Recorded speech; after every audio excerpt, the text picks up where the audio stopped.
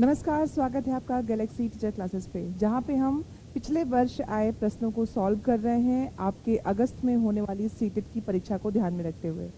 आज हम बात करने वाले हैं आपके समक्ष, वो है परीक्षा 22 दिसंबर 2021 में जो हुई थी, उसके हिंदी जो आपके व्याकरण से संबंधित प्रश्न थे और आपके शिक्षण शास्त्र से।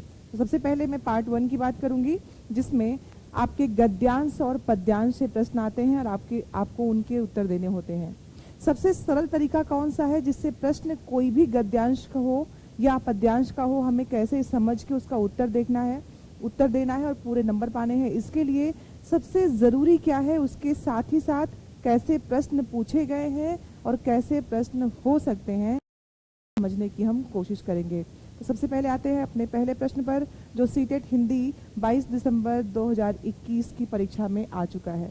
आपके सामने है गद्यांश, जिसमें पूछा गया है कि निम्नलिखित गद्यांश को पढ़कर पूछे गए प्रश्नों का सही विकल्प देके आपको उत्तर देना है। हर बार मैं आपसे कहती हूँ, एग्जाम में पेपर पाने के बाद पहले प्रश्नों को देखिए। बहुत से लोग आपसे कहते होंगे कि पहले गद्यांश पढ़िए या पद्यांश पढ़िए, लेकिन मैं आपसे कह रही हूँ कि पहले प्रश्न पढ़िए।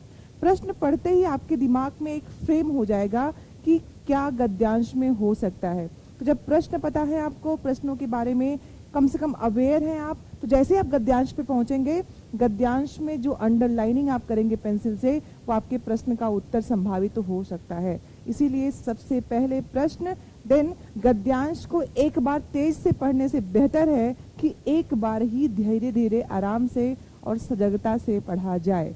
इन ध्यान रखा जाए तो गद्यांश के प्रश्न कभी भी गलत नहीं होंगे, क्योंकि इन प्रश्नों का उत्तर जो उस गद्यांश का होता है, उत्तर उसी में छुपा होता है।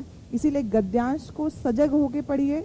अंडरलाइन जो भी आपको लगता है कि ये मुख्य बात हो सकती है, उन सबको अंडरलाइन करिए और 1, 2, 3, 4 पॉइंट डाल दीजिए कि ये पहली महत्वपूर्ण बात, ये दूसरी महत्वपूर्ण बात, ये तीसरी महत्वपूर्ण बात। फिर देखिए प्रश्न का उत्तर उन्हीं 4-5 पॉइंट्स में से एक होगा। कठिन शब्दों पे रेखांकित कर दिया तो उसमें से विलोम, पर्याय, प्रत्यय, यही सब प्रश्न हो सकते हैं। तो आते हैं अपने गद्यांश पे। गद्यांश में है कि जीवन का अर्थ है वृद्धि, अर्थात विस्तार, और विस्तार ही प्रेम है।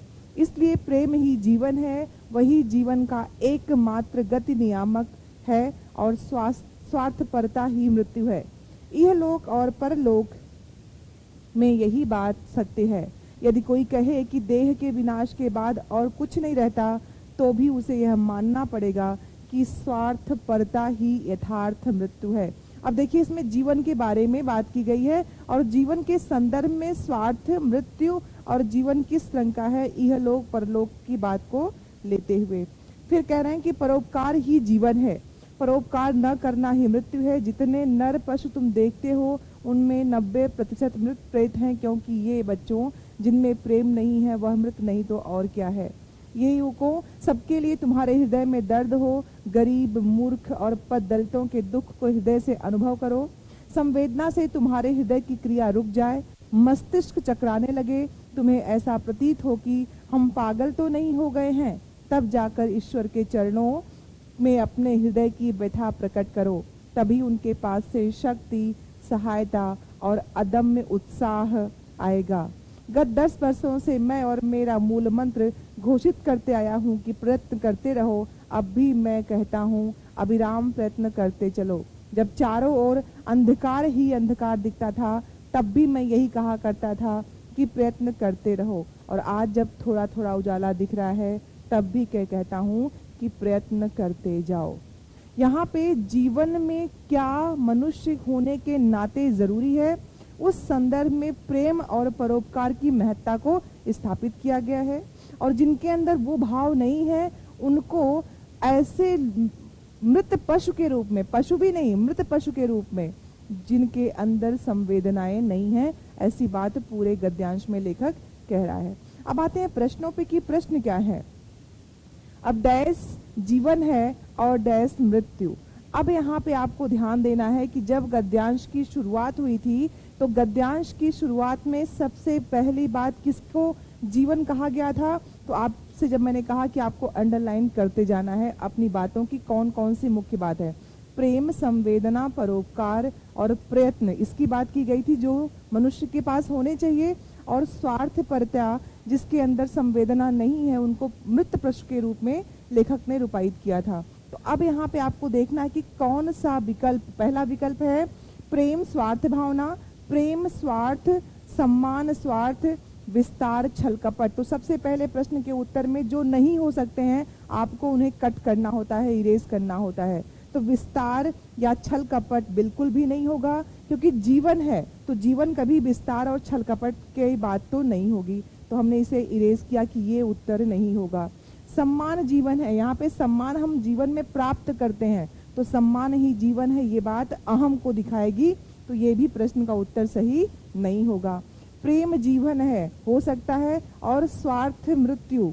अब यहाँ पे देखिए स्वार्थ की भावना होती है, इसीलिए हमारा ये उत्तर भी गलत हो जाएगा। हमें सही उत्तर प्रेम जीवन है और स्वार्थ भावना मृत्यु सही विकल्प हो जाएगा। तो पहले प्रश्न का उत्तर ए हो जाएगा आपका। आपको हमें ऐसे ही जो सबसे गलत, उससे गलत, उससे गलत और सबसे सटीक प्रश्न की तलाश करनी होती है उत्तर के रूप में, तो हम कर सकते हैं। दूसरा आपके पास प्रश्न देखिए उसी गद्यांश है, क्योंकि गद्यांश में मूल बात थी प्रेम, परोपकार और प्रेम की भावना, संवेदना। जिसके अंदर नहीं है, इन चीजों को प्रयत्न करने का अभ्यास, वो मृत पशु के समान है और उसके जीवन का होने का कोई मंतव्य नहीं है, ऐसा लेखक का मंतव्य है गद्यांश में। हमेशा गद्यांश के साथ जो सबसे जरूरी चीज आपको याद रखनी है कि आपको अपने हिसाब से उत्तर नहीं देने हैं। गद्यांश में लेखक जो कह रहा है आपको उत्तर यही देना है। हो सकता है कि उस बात को किसी और ने कुछ और कहा हो, लेकिन आपको वही उत्तर देना है जो लेखक ने इस गद्यांश में कहा हो। तो दूसरा प्रश्न है कि दूसरों पर उपकार करना, पहला ऑप्शन श्रेयस्कर है, दूसरा स्वार्थपरता है, तीसरा अनैतिक है, चौथा दिया है दया है। अब है कि दूसरों पर उपकार करना क्या होता है। जब हम किसी पे उपकार करेंगे तो जाहिर सी बात है अपनी मनुष्यता को दिखा रहे हैं। तो यहाँ पे क्या होगा, स्वार्थपरता बिल्कुल नहीं, तो हमने इसको इरेज किया कि ये उत्तर नहीं है। अनैतिक कैसे हो सकता है, ये तो नैतिकता है कि हम दूसरों का उपकार कर रहे हैं। दया भाव होता है, उपकार करना नहीं होता है। हम किसी पे दया करके उपकार कर सकते हैं, लेकिन दया करके उपकार नहीं करते हैं, हम तब उसमें यश लाभ की भावना से उस पर काम कर रहे होते हैं। तो यहाँ पे सही उत्तर क्या हो जाएगा, श्रेयस्कर है कि दूसरों पर उपकार करना। तो पहले आपके दूसरे प्रश्न का उत्तर ए हो जाएगा सही उत्तर। इसके बाद कौन से व्यक्ति मृत समान है। अब देखिए इस गद्यांश में क्या कहा था उन्होंने कि जिसके अंदर संवेदनाएं ना हो, प्रेम ना हो, परोपकार की भावना ना हो, वो मृत पशु के समान है। अब ये प्रश्न भी पूछ लिया, और अगर आपने प्रश्न गद्यांश को पढ़ते हुए अंडरलाइन किया था, 1 2 3 पॉइंट डाला था, तो ये तीसरी बात थी, आपको तुरंत उत्तर मिल जाता। आप देखते हैं कौन सा सही उत्तर हो सकता है। पहला ऑप्शन, पहला विकल्प कि जो पशु की तरह हिंसक है, बिल्कुल नहीं, क्योंकि पशुओं में हिंसा पाई जाती है। हिंसक पशु होते हैं और कुछ अहिंसक होते हैं जिनको हम पालतू बनाते हैं, तो ये उत्तर गलत हो जाएगा। जो पशु के समान विशाल है, बिल्कुल नहीं, विशालता किसी भी चीज को द्योतित करने का साधन नहीं हो सकती। जिसमें प्रेम का अभाव है, जिसमें पशुवत प्रवृत्ति है, पशुवत प्रवृत्ति वाले पशु ही होंगे, इसलिए इसका उत्तर ये नहीं होगा। तो सही उत्तर क्या होगा कि जिसमें प्रेम भाव का अभाव हो, वह क्या हो, मृत के समान है, उसके अंदर क्या है, भाव नहीं है, वो इस संसार में होकर भी नहीं है। जिसे समाज के प्रति संवेदना ना हो, प्रेम ना हो, कुछ महसूस ना हो, उसका होना न होना कोई मायने नहीं रखता। इसीलिए आपके सामाजिक संवेदनाओं को शिक्षक बनना है आपको, तो संवेदनाएं आप में होनी चाहिए, तभी आप अच्छे शिक्षक बन सकते हैं, क्योंकि आप बच्चे के सामाजिक, आर्थिक, सांस्कृतिक परिवेश को ध्यान में रखते हुए उसके साथ अपने शिक्षक को, अपने टीचिंग के मेथड को अप्लाई करते हो, और बच्चा आपसे सही से अधिगम कर पाता है, सीख पाता है। चौथा प्रश्न देखिए कि लेखक ने युवकों को क्या संदेश दिया है।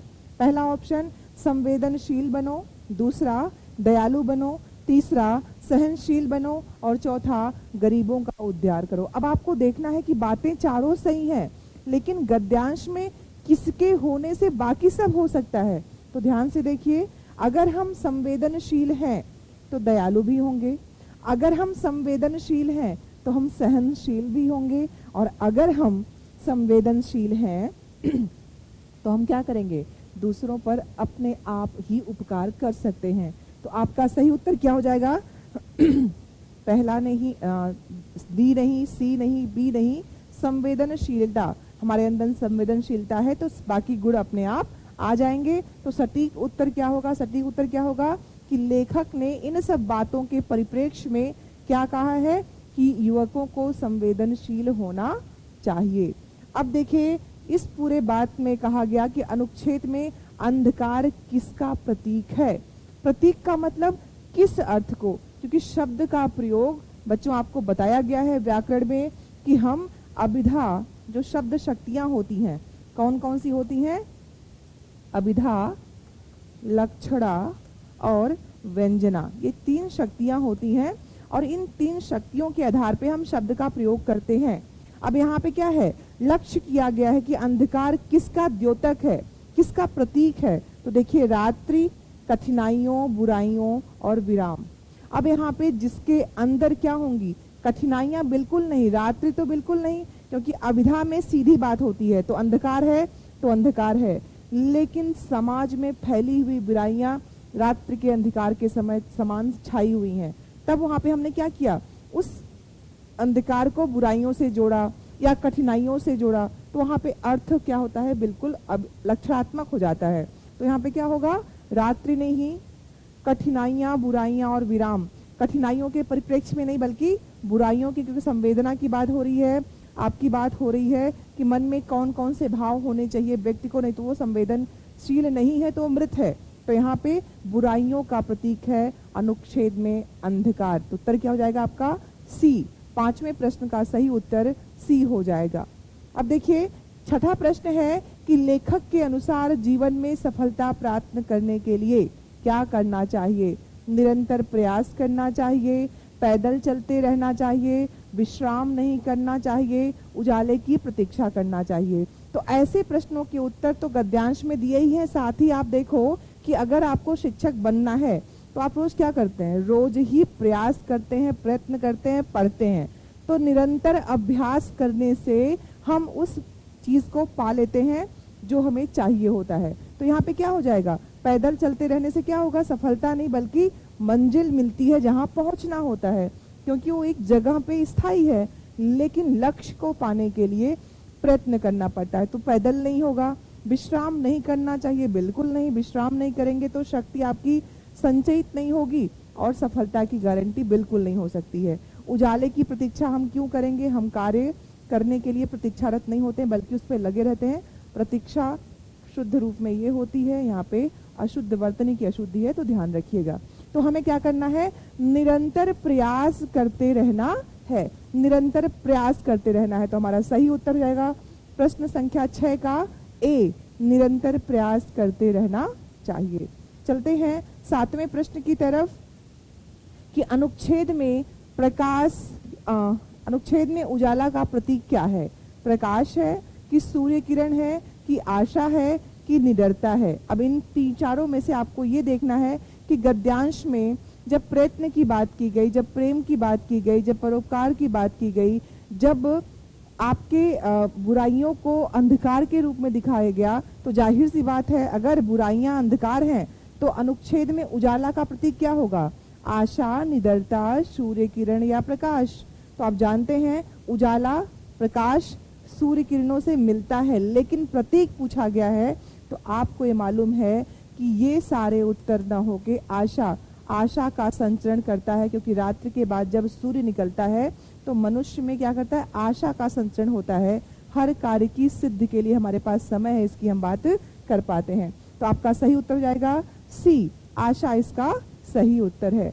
प्रश्न संख्या 8 देखिए, यश का विलोम शब्द है। यश शब्द दिया हुआ है और मैं हर बार आपसे कहती हूँ कि गद्यांश के जो प्रश्न हो सकते हैं, विलोम, पर्यायवाची, वाक्यांश के लिए एक शब्द, अनेकार्थी शब्द, समानार्थी शब्द, संधि के शब्द, आपके विलोम के शब्द, जितने भी अर्थ वाले शब्द हैं, वो तत्सम शब्द है, तद्भव शब्द है, वो आपका विदेश शब्द है, जो भी शब्द रूप में है उससे प्रश्न बन सकता है। आपसे प्रत्यय पूछेंगे, आपसे उपसर्ग पूछेंगे, तो आपको शब्द के हर रूप को जानना व्याकरण में इसीलिए पढ़ाया जाता है कि गद्यांश या पद्यांश में जो प्रश्न के रूप में आए उसका आप उत्तर दे सकें। तो देखते हैं यश का विलोम क्या होगा।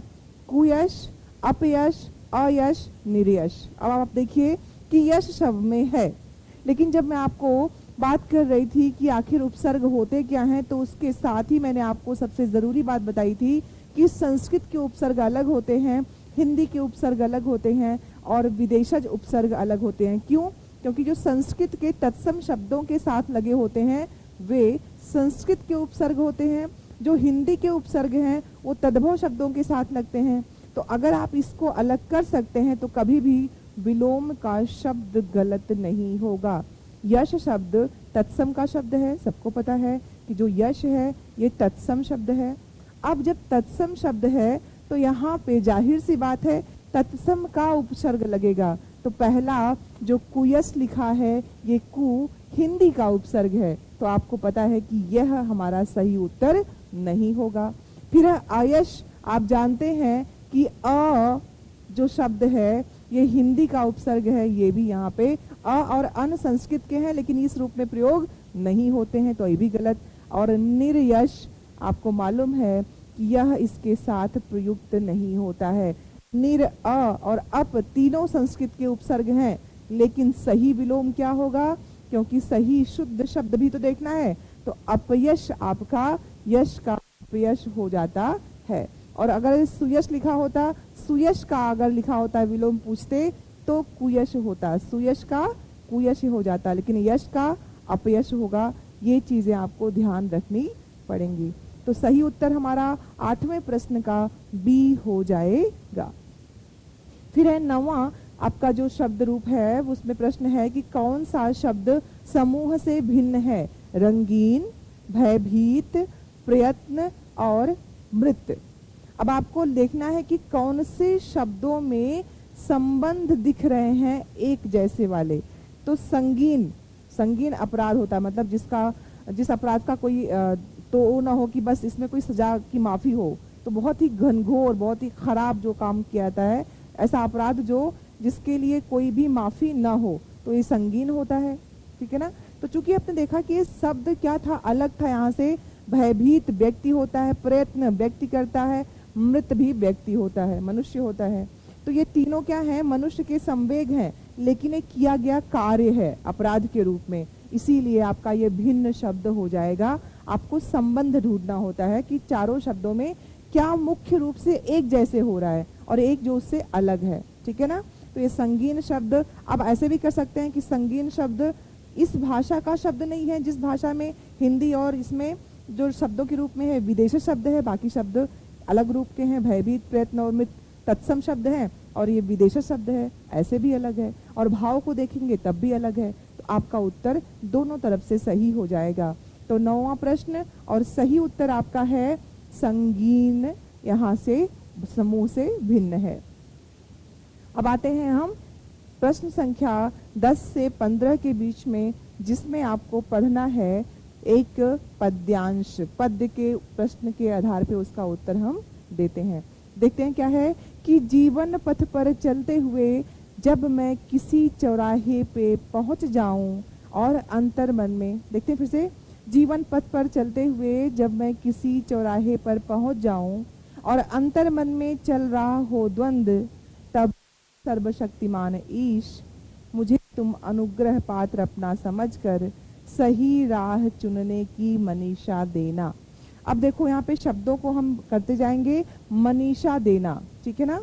अब पूछा है इन्होंने कि जीवन पथ पर चलते हुए जब मैं किसी चौराहे पर पहुंच जाऊं और मन में चल रहा हो द्वंद्व, तब हे सर्वशक्तिमान ईश अनुग्रह पात्र समझकर। अब जो मैं अंडरलाइन कर रही हूँ पर इसको समझाती हूँ। इसका भावार्थ क्या है? इसमें ईश्वर के सर्वशक्तिशाली रूप की अर्चना करते हुए कवि कहता है कि जब मैं उस भावालोक में हूँ, जब मेरे मन में ऐसी भावना हो कि मैं पूर्णतः द्वंद्व में रहूं, उलझन में रहूं, संशय में रहूं, और मैं ऐसी जगह पहुंच जाऊं अपने जीवन के समय को पूरा करते करते, जब मैं जिस जीवन काल को, जिस जीवन लीला को अपने चलाते हुए मैं ऐसी जगह पहुंच जाऊं जहां पर ऐसा कोई जगह, ऐसा कोई स्थान हो। चौराहा का मतलब जहां पे चार रास्ते निकलते हैं, और चार रास्ते निकलते हैं और वो आपके अंतर मन के द्वंद्व को दिखाता है कि कौन सा रास्ता जाना है, जब मुश्किल की घड़ी हमारे पास हो। अब देखिए चौराहा शब्द क्या है, ये आपका जो है द्विगु समास है। चौराहा, चार रास्तों का समाहार। तो ऐसे प्रश्न क्या हो सकता है, जीवन रूपी पथ, जीवन पथ, जीवन रूपी पथ। तो यहाँ पे रूपक है, रूपक अलंकार यहाँ पे हो गया। यहाँ पे आपका द्विगु आपका समास हो गया, ठीक है। द्विगु समास क्योंकि चार चौराहों का समाहार, चार की संख्या आई है और द्विगु समास में संख्या होती है। और कह रहे हैं कि जब मैं अंतर मन में चल रहा हो द्वंद, जब मेरे मन में इतनी उलझन हो कि मैं उस जीवन के उस समय को समझ न पाऊं क्या करना है क्या नहीं करना है, तब हे ईश्वर, चूंकि आप सर्वशक्तिशाली हैं, आपके हाथ में सब कुछ है, तो मुझे अनुग्रह पात्र, अपने कृपा रूपी पात्र को समझ के मुझे मान लीजिएगा कि मैं आपके अनुग्रह को पाने वाला हो सकता हूँ। तो मुझे आप सही राह, उस चौराहे, उस उलझन के समय में सही रास्ता कौन सा है, इसके लिए मुझे क्या देना, मनीषा देना, मेधा देना, बुद्धि देना, दिमाग देना, मस्तिष्क देना। अब देखिए यहाँ पे क्या है, इसके पर्यायवाची शब्द कई सारे होते हैं कि मनीषा, मेरे अंदर क्या हो, जो मानस में सोचने समझने की मेधा शक्ति होती है वो देना। तब क्या होगा, निराशा, अब निर्धन आशा, निराशा हो जाता है, निर्धन आशा, इसके भी शब्द के प्रश्न हो सकते हैं। फिर कह रहे हैं कि मन मस्तिष्क, मन रूपी मस्तिष्क। अब देखिए यहाँ पे जो रूप है एकदम विरोधाभास, मन और मस्तिष्क दोनों एक नहीं है, दिल और दिमाग एक नहीं है, लेकिन यहाँ पे मन रूपी मस्तिष्क।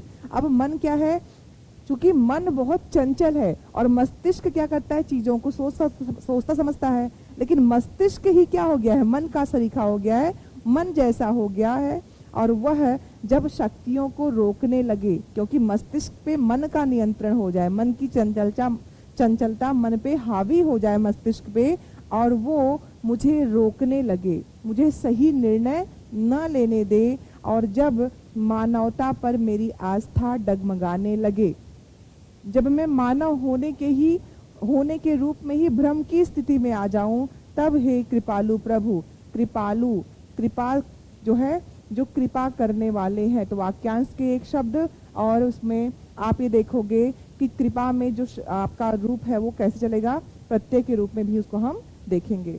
करें कि मुझे थोड़ी दूर ही सही देख सकने योग्य दृष्टि देना। प्रार्थना के रूप में कविता है कि जिसमें कभी बस ये चाहता है कि उलझन हो तो प्रभु तुम्हारा साथ हो, जब मेरे अंदर मानवता के प्रति संशय हो तब तुम मुझे मेधा या मनीषा देना, बुद्धि देना, शक्ति देना, कि मैं उस स्थिति में अपने सोचने समझने की शक्ति पे नियंत्रण रख सकूं, और मेरी जो दृष्टि है वो कहीं से भी ऐसी ना हो कि किसी के लिए अच्छी और किसी के लिए बुरी, जो सही हो तटस्थता से मैं उस बात को कह सकूं, मुझे वह दृष्टि देना। ये पूरे जो काव्य का अंश है, जो कविता है, इसमें लेखक अपने समग्र चित्त को इस जगत के लिए अच्छा बनाने की बात कर रहा है कि मेरे अंदर ऐसी कोई बुराई ना आए, और जब बुराई आए, मेरे मन रूपी मस्तिष्क पे चीजें डगमगाने लगे, संशय आने लगे, तो आप मुझे उसमें बुद्धि देना, विवेक देना, जिससे मैं मानवता के खिलाफ या मानवता के विरोध में कोई कार्य न कर सकूं, मेरे अंदर तटस्थता बनी रहे, मानवता बनी रहे। ठीक है, ये आपका पूरा काव्य की पंक्तियां थी। अब हमने कुछ इसमें शब्द लिखा था, ठीक है। अब जब मैंने देखा था आपके सामने, मैंने चौराहा शब्द पे रेखांकित किया, और यहाँ देखिए प्रश्न क्या है कि कविता में चौराहा किस बात की ओर संकेत करता है। हो सकता है प्रश्न ये भी हो सकता था यहाँ पे कि चौराहा शब्द क्या है, तो आप कहोगे चार रास्तों की जगह चौराहा होता है। वाक्यांश के लिए एक शब्द, समास पूछ लेगा तो आप कह दोगे समास कौन सा है, इसमें समास द्विगु समास है। अगर पूछ लिया कि ये शब्द कौन सा है तो तद्भव शब्द है, लेकिन पूछा क्या है कि कौन सा अर्थ बताता है। काव्य की पंक्तियों के अनुसार तो विकल्प देखिए, सड़क का चौराहा, अनिर्णय की स्थिति, कठिनाइयों से भरी स्थिति, अनिर्णय के परिणाम। अब देखिए क्या बात है, चौराहा तो बिल्कुल नहीं है, क्योंकि ईश्वर से प्रार्थना हो रही है मन मस्तिष्क की, मन के भावों की, तो ये रूप तो बिल्कुल नहीं होगा। तो आप कट कर देंगे कि सड़क का चौराहा बिल्कुल नहीं। कठिनाइयों से भरी स्थिति नहीं है, बल्कि मन की बात है, तो ये भी नहीं होगा। अनिर्णय के परिणाम बिल्कुल नहीं। मैंने तब भी कहा था उलझन हो, संशय की स्थिति हो, तो क्या है, अनिर्णय की स्थिति, इस रास्ते या इस रास्ते। लेकिन आप लोग किसी चौराहे पे नहीं है, आपका एक पथ है कि सिर्फ प्रयत्न करना है, परीक्षा की तैयारी करनी है और इस आधार पे अपने आने वाले परीक्षा को अच्छे से तैयार करना है। तो आप चौराहे पे नहीं बल्कि लक्ष्य तक पहुंचेंगे। ठीक है, तो इस प्रश्न का सही उत्तर बी हो जाएगा, अनिर्णय की स्थिति। देखते हैं अगला प्रश्न कि कवि ईश्वर से क्या प्रार्थना करता है। अब देखते हैं विकल्प क्या दिए हैं। सही विकल्प को चुन देना, नहीं, विकल्प के चुनने की बात नहीं हो रही है, संशय की स्थिति की खत्म होने की बात हो रही है। रास्ता भी नहीं, सही विकल्प बताएंगे ईश्वर नहीं बल्कि राह दिखाते हैं। तो क्षमता की बात हुई थी, मेधा की बात हुई थी, मनीषा की बात हुई थी कि मुझे उस समय यह शक्ति देना, वह मेधा देना कि मैं सही गलत का निर्णय कर सकूं। तो सही चयन की क्षमता, चौराहे पे व्यक्ति खड़ा हो तो क्या करेगा, सही चयन ही करेगा। तो सही उत्तर क्या हो जाएगा आपका, डी, सही चयन की क्षमता हमें मिल जाए। कभी ईश्वर से यही प्रार्थना करता है। देखते हैं अगले प्रश्न में कि निराश व्यक्ति की कौन सी क्षमताएं बाधित होने लगती हैं। निराश व्यक्ति, भावना की बात, निराशा की बात, नैराश्य की बात, यहाँ पे जो चीजें दिखती हैं उनकी बात बिल्कुल भी उसमें कोरिलेट नहीं करेगी। तो कोहरे में देखने की स्थिति, हाँ नहीं दिखती है, लेकिन कविता है, कविता में भावार्थ निकालते हैं, तो ये नहीं। दूसरा है कि सोचने समझने की स्थिति, मस्तिष्क की वेदना, मन की वेदना। अब पूछा गया है कौन सी क्षमताएं बाधित होती हैं, तो सोचने समझने की स्थिति बाधित होती है। व्यक्ति संशय में है, चौराहे पे खड़ा है, मन मस्तिष्क जो है, जो मस्तिष्क है वो मन बन गया है, मन रूपी मस्तिष्क हो गया है, तो संशय है, उलझन है, उसको दूर करने में सोचने समझने की स्थिति बाधित हो रही है। तो ईश्वर से प्रार्थना हो रही है कि मुझे ऐसी मनीषा देना कि मैं इस स्थिति में तटस्थ रह के मानवता के प्रति विश्वासी बना रह सकूं। ठीक है, तो 12वें का सही उत्तर क्या हो जाएगा आपको, बी हो जाएगा, सोचने समझने की स्थिति। अब देखिए फिर पूछा गया है कि कविता का मुख्य स्तर क्या है, निराशा का, निवेदन का, आस्था का, जीवन का। अब देखिए बच्चों, सबसे जरूरी, बहुत से बच्चे कहेंगे निराशा है, कवि निराश है, नहीं, कवि निराशा की बात कर रहा है लेकिन निराशा में है नहीं, वो ईश्वर से प्रार्थना कर रहा है कि इन स्थितियों से बचाना। तो नैराश्य में नहीं है, वह नैराश्य कुछ भगवान से प्रार्थना रूप में आ रही है, तो निराशा बिल्कुल नहीं। आस्था ईश्वर में है, लेकिन ईश्वर से निवेदन कर रहा है कि मुझे ऐसी शक्ति देना कि मेरे मन मस्तिष्क में मनीषा ऐसी हो जो मानवता के प्रति आस्था बना के रखे। तो आस्था जीवन नहीं बल्कि निवेदन है ईश्वर से कि हे सर्वशक्तिमान, तुम मुझ में वह विश्वास, वह क्षमता बनाए रखना। तो सही उत्तर क्या हो जाएगा आपका, निवेदन हो रहा है कविता में कवि का ईश्वर से, तो क्या हो जाएगा, निवेदन 13 का सही उत्तर बी हो जाएगा। मन मस्तिष्क में कौन सा समास है। अब देखिए तत्पुरुष समास लिखा हुआ है, द्वंद्व समास लिखा हुआ है, कर्मधारय समास लिखा हुआ है और द्विगु समास लिखा है। मन रूपी मस्तिष्क, अब ये ध्यान दीजिए कि यहाँ पे तत्पुरुष होगा कि द्वंद्व होगा। जब आप जानते हैं कि दोनों पद क्या हो, दोनों मन और मस्तिष्क, और ये क्या हो गया, मन और मस्तिष्क है, तो मन रूपी मस्तिष्क है। यहाँ पे जो द्वंद्व का रूप है क्या वह सही है। तत्पुरुष में आपसे कहा गया था कारक चिन्ह होते हैं, क्या यहाँ पे कारक चिन्ह है, तो आप कहोगे नहीं, कारकों की बात नहीं है, मन रूपी मस्तिष्क है। तो इसका सही उत्तर क्या होगा ये देखने के लिए चारों हमने देखा, कर्म दिगु, दिगु नहीं होगा, कर्मधारय नहीं होगा, तो यहाँ पे तत्पुरुष नहीं, कर्मधारय नहीं, दिगु नहीं, तो सही द्वंद्व हो जाएगा मन रूपी मस्तिष्क, मन और मस्तिष्क दोनों है और मन को मस्तिष्क के रूप में बता दिया गया है। तो दोनों क्या है, मन और मस्तिष्क दोनों की प्रधानता है, इसीलिए यहाँ पे द्वंद्व समास हो जाएगा। इसके पास है